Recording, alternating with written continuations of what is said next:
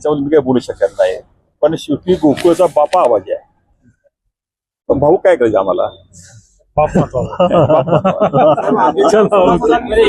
गोकुळचा बाप आबाजी, बाकी भाऊ भाऊ लहान चालायच की सगळं एवढं डोक्यात ठेवून चला. आता आम्ही दोघं इकडं जिकडं आहे तिकडं सर्व प्राणी निवडाय आले चला.